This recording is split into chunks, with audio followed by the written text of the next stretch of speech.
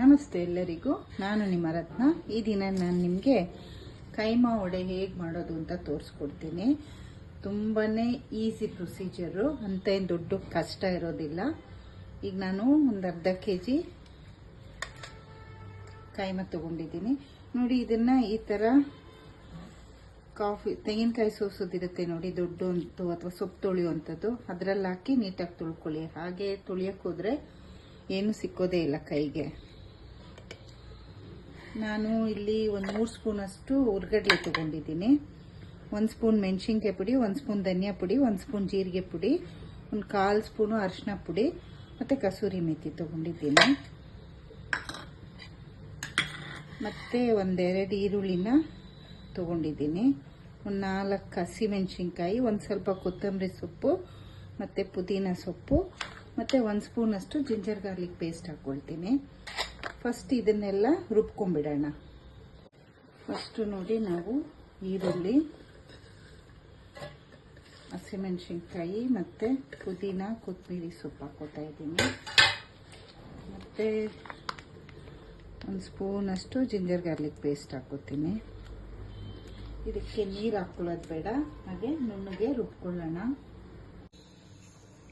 ಈಗ ನೋಡಿ, ನಾನು ಕೈಮಾ ವಡೆಗೆ ಈ ಥರ ರುಬ್ಕೊಂಡಿದ್ದೀನಿ. ಈರುಳ್ಳಿ, ಹಸಿಮೆಣಸಿನ್ಕಾಯಿ ಮತ್ತು ಶುಂಠಿ ಬೆಳ್ಳುಳ್ಳಿ ಪೇಸ್ಟು, ಕೊತ್ತಂಬರಿ ಸೊಪ್ಪು, ಪುದೀನ.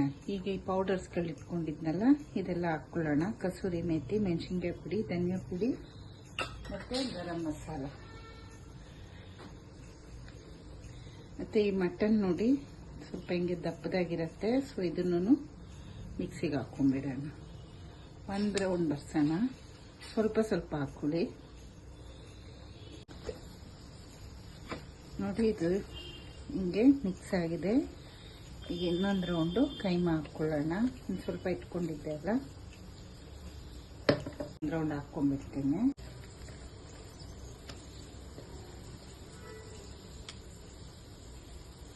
ನಾನು ಈ ಹುರ್ಗಡ್ಲೆನ ಪುಡಿ ಮಾಡ್ಕೊತೀನಿ. ಹುರ್ಗಡ್ಲೆ ಪುಡಿನ ಹಾಕ್ಕೊಳ್ಳೋಣ.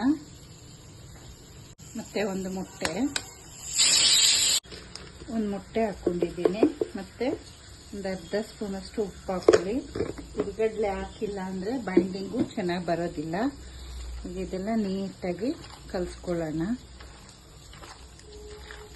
ಹೀಗೆ ಕಲಸಿಟ್ಕೊಂಡಿದ್ದೀನಿ. ಒಂದು 10 ನಿಮಿಷ ಹಾಗೆ ಇಟ್ಬಿಡೋಣ.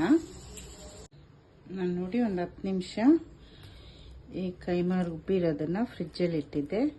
ಈಗ ಎಣ್ಣೆ ಕಾಯಕ್ಕಿಟ್ಟಿದ್ದೀನಿ. ಈಗ ವಡೆ ಮಾಡ್ಕೊಳ್ಳೋಣ. ಈಗ ಎಣ್ಣೆ ಕಾದಿದೆ ನೋಡಿ. ನಾವು ಈ ರೀತಿ ತೊಗೊಂಡು ಕೈನ ತ್ಯಾವ ಮಾಡ್ಕೊಳ್ಳಿ. ತುಂಬ ತೆಳ್ಳಗೆ ತಟ್ಕೋಬೇಕು, ಯಾಕಂದರೆ ಇದು ಮಟನ್ ಅಲ್ವಾ, ದಪ್ಪ ಇದ್ದರೆ ಕುಕ್ ಆಗೋದಿಲ್ಲ. ಹಿಂಗೆ ತೆಳ್ಳಗೆ ತಟ್ಕೊಳ್ಳಿ.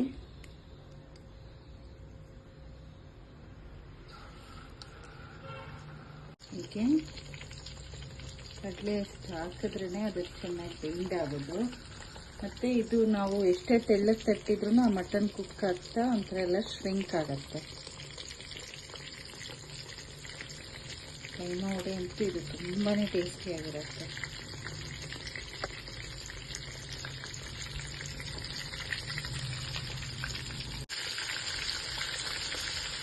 ಫಸ್ಟ್ ಯಾವ್ದು ಹಾಕಿರ್ತೀರ ಅದನ್ನು ತಿರುಗ್ಕೊಳ್ತಾ ಬನ್ನಿ.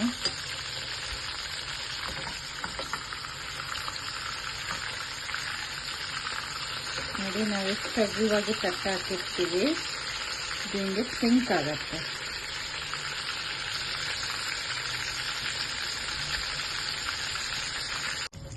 ನೋಡಿ, ಈ ರೀತಿ ಫ್ರೈ ಮಾಡ್ತೀವಿ. ನಾನು ಎಷ್ಟು ತೆಳ್ಳಗೆ ಅಗಲವಾಗಿ ತಟ್ಟಿದ್ದೆ ಅಲ್ವಾ, ನೋಡಿ ಅದು ಯಾವ ರೀತಿ ಶ್ರಿಂಕ್ ಆಗಿದೆ ಅಂತ.